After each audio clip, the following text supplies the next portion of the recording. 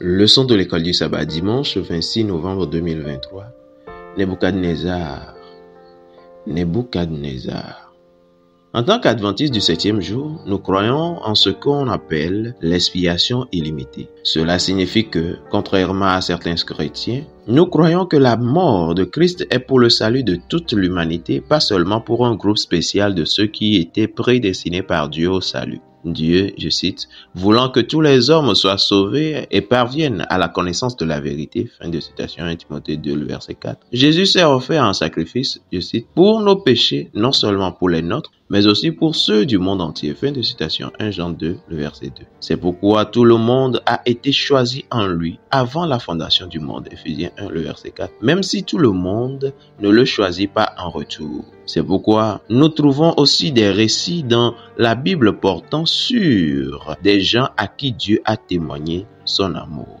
Lisons Daniel chapitre 4. Là, il est écrit, « Nebuchadnezzar, roi à tous les peuples, aux nations, aux hommes de toutes langues qui habitent sur toute la terre, que la paix vous soit donnée avec abondance. Il m'a semblé bon de faire connaître les signes et les prodiges que le Dieu suprême a opérés à mon égard, que ces signes sont grands, que ses prodiges sont puissants. Son règne est un règne éternel et sa domination subsiste de génération en génération. Moi, Nebuchadnezzar, je vivais tranquille dans ma maison et heureux dans mon palais. J'ai eu un songe qui m'a effrayé. Les pensées dont j'étais poursuivi sur ma couche et les visions de mon esprit me remplissaient d'épouvante.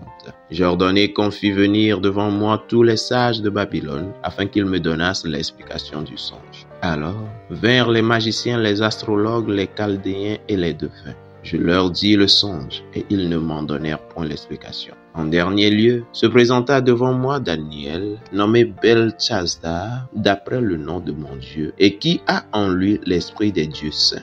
Je lui dis le songe. Belteshazzar, chef des magiciens, qui a en toi, je le sais, l'esprit des dieux saints, et pour qui aucun secret n'est difficile, donne-moi l'explication des visions que j'ai eues en songe.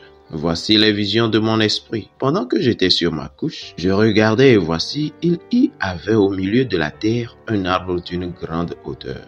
Cet arbre était devenu grand et fort. Sa cime s'élevait jusqu'aux cieux et on le voyait des extrémités de toute la terre. Son feuillage était beau et ses fruits abondants. Il portait de la nourriture pour tous. Les bêtes des champs s'abritaient sous son ombre. Les oiseaux du ciel faisaient leur demeure parmi ses branches et tout être vivant tirait de lui sa nourriture.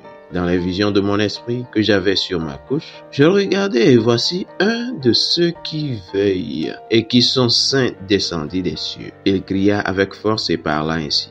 Abattez l'arbre et coupez ses branches, secouez le feuillage et dispersez les fruits, que les bêtes fuient de dessous et les oiseaux du milieu de ses branches. Mais laissez en terre le tronc où se trouvent les racines et liez-le avec des chaînes de fer et des reins parmi l'herbe des champs. Qu'il soit trempé de la rosée du ciel et qu'il ait comme les bêtes l'herbe de la terre pour partage.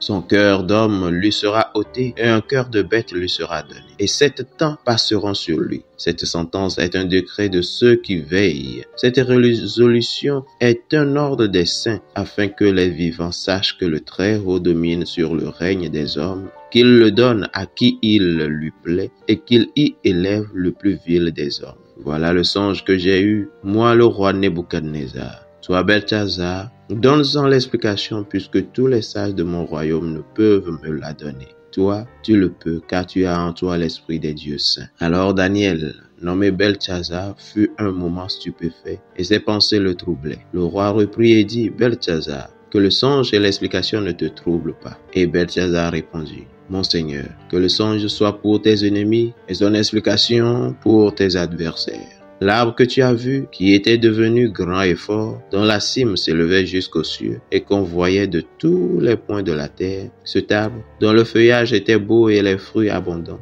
qui portait de la nourriture pour tous, sous lequel s'abritaient les bêtes des champs et parmi les branches duquel les oiseaux du ciel faisaient leur demeure, c'est toi, ô roi, qui es devenu grand et fort, dont la grandeur s'est accrue et s'est élevée jusqu'aux cieux, et dont la domination s'étend jusqu'aux extrémités de la terre. Le roi a vu l'un de ceux qui veillent et qui sont saints descendre des cieux et dire: abattez l'arbre et détruisez-le, mais laissez en terre le tronc où se trouvent les racines et liez-le avec des chaînes de fer et des reins parmi l'herbe des champs, qu'il soit trempé de la rosée du ciel et que son partage soit avec les bêtes des champs, jusqu'à ce que 7 temps soit passé sur lui. Voici l'explication, ô roi. Voici le décret du Très-Haut qui s'accomplira sur mon Seigneur le roi.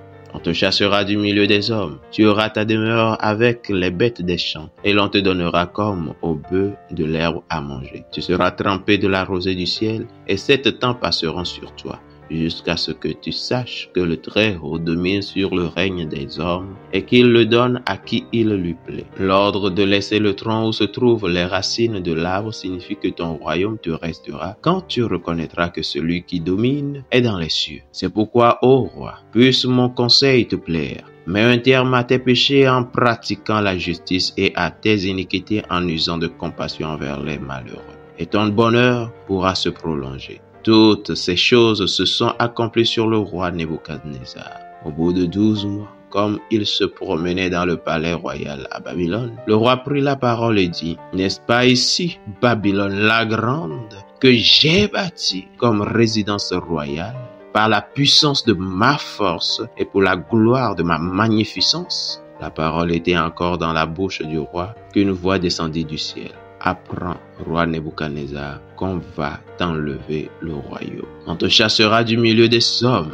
Tu auras ta demeure avec les bêtes des champs. On te donnera comme au bœuf de l'herbe à manger, et 7 temps passeront sur toi, jusqu'à ce que tu saches que le Très-Haut domine sur le règne des hommes et qu'il le donne à qui lui plaît. Au même instant, la parole s'accomplit sur Nebuchadnezzar. Il fut chassé du milieu des hommes. Il mangea de l'herbe comme des bœufs. Son corps fut trempé de la rosée du ciel, jusqu'à ce que ses cheveux crussent comme les plumes des aigles et ses ongles comme ceux des oiseaux. Après le temps marqué, moi, Nebuchadnezzar, je levai les yeux vers le ciel et la raison me revint. J'ai béni le Très-Haut, j'ai loué et glorifié celui qui vit éternellement, celui dont la domination est une domination éternelle et dont le règne subsiste de génération en génération. Tous les habitants de la terre ne sont à ses yeux que néants. Il agit comme il lui plaît, avec l'armée des cieux et avec les habitants de la terre, et il n'y a personne qui résiste à sa main et qui lui dise: que fais-tu? En ce temps, la raison me revint. La gloire de mon royaume, ma magnificence et ma splendeur me furent rendues. Mes conseillers et mes grands me redemandèrent. Je fus rétabli dans mon royaume et ma puissance ne fit que s'accroître. Maintenant, moi, Nebuchadnezzar, je loue, j'exalte et je glorifie le roi des cieux, dont toutes les œuvres sont vraies et les voies justes, et qui peut abaisser ceux qui marchent avec orgueil. Amen. Qu'était-il arrivé au roi dans ce passage et que nous dit cela sur le salut s'offrant à l'un des hommes les plus puissants du monde? L'histoire du roi Nebuchadnezzar est un exemple frappant dans la Bible de la façon dont Dieu parle aux puissants incroyants. Le jugement de Dieu avait été exécuté sur lui d'une manière similaire à celle de certains rois israélites. Vois par exemple 2 Chroniques 32, le verset 25 et 26, 1 Roi 14, le verset 21 à 31, 1 Samuel 28.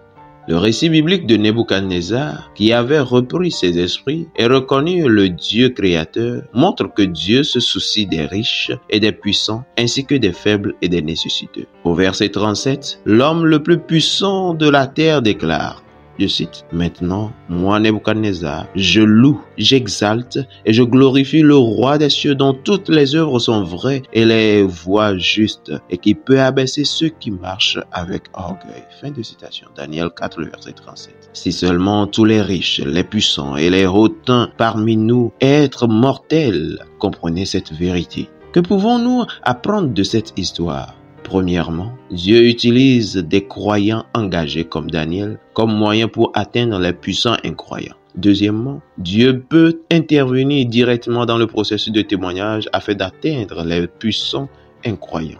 Nebuchadnezzar avait été humilié par Dieu à cause de son orgueil et de son arrogance. Et bien que ce soit une histoire très dramatique, Dieu a beaucoup d'autres façons d'abaisser les riches, les puissants et les hautains. Même si nous ne sommes pas riches et puissants selon les normes du monde, pourquoi devons-nous faire attention à éviter le genre d'arrogance que ce roi avait manifesté? Pourquoi cette attitude serait-elle plus facile à avoir qu'on ne le pense? Fidèle auditeur, que Dieu vous garde. Amen.